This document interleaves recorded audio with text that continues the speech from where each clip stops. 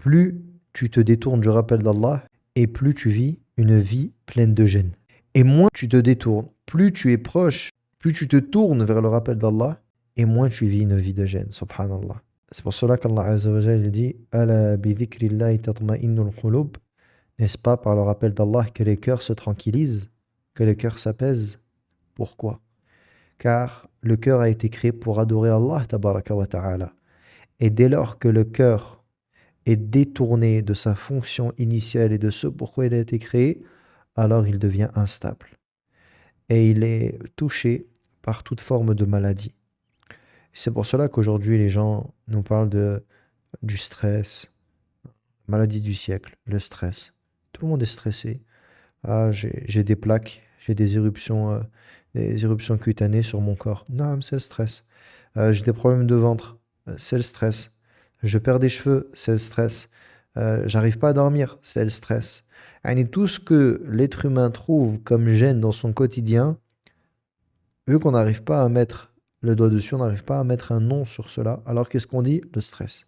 Vous savez, c'est quoi le stress? C'est quand le cœur est éloigné du rappel d'Allah Ta'ala. Est-ce que l'être humain peut être touché par le stress lorsque son cœur est apaisé?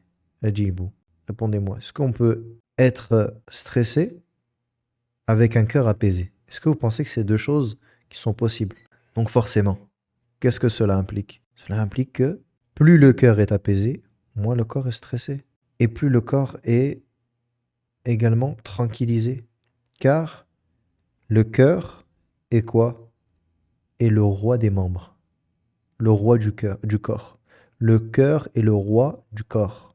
Le roi des membres. Si le cœur est sain, l'ensemble des membres du corps sont sains. Et s'il est corrompu, l'ensemble des corps sont corrompus. Du corps est corrompu. Naam. Donc ici, barakallahu fikum, on doit se remettre en question. Si tu ressens un mal-être dans ton quotidien, si tu n'es pas apaisé, wallahi, c'est que c'est dû à ton éloignement, à ton détournement du rappel d'Allah Ta'ala. Et les gens les plus malheureux, les gens les plus damnés, sont ceux qui sont loin d'Allah Tabaraka wa Ta'ala et loin du rappel d'Allah. C'est pour cela, mon frère, ma sœur, tu ne peux pas laisser passer des journées sans lire le Coran. Tu ne peux pas vivre sans la parole d'Allah Ta'ala. La parole d'Allah est similaire à l'eau. Tu ne peux pas avoir un cœur vivant sans lire la parole de ton Seigneur. Le meilleur des rappels. Tu ne peux pas ne pas savoir lire l'arabe et ne pas pouvoir lire le Coran.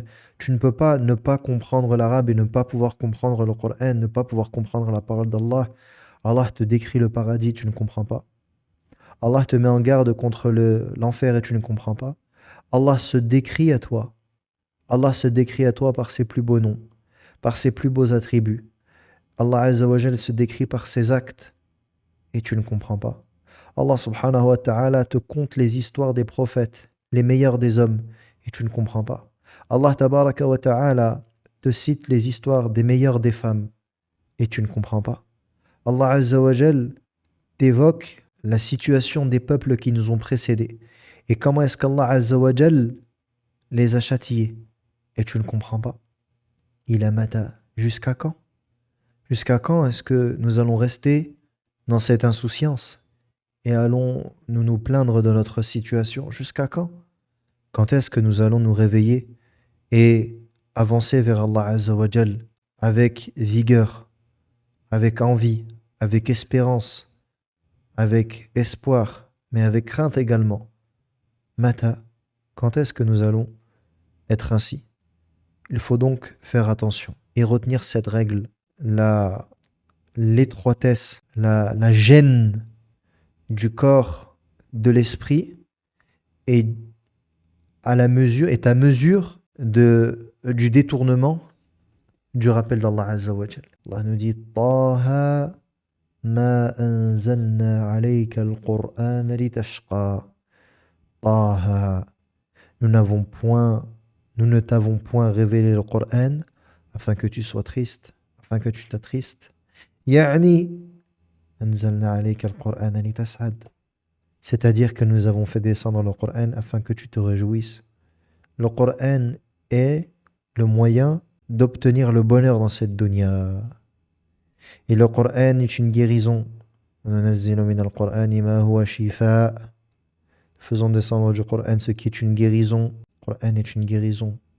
Guérison des maladies du cœur et du corps. Le Coran tout entier est une guérison. Et on remercie Allah tabaraka wa ta'ala pour cette ni'ma. Quelle vie triste, quelle vie morose, quelle vie sans goût sans l'islam.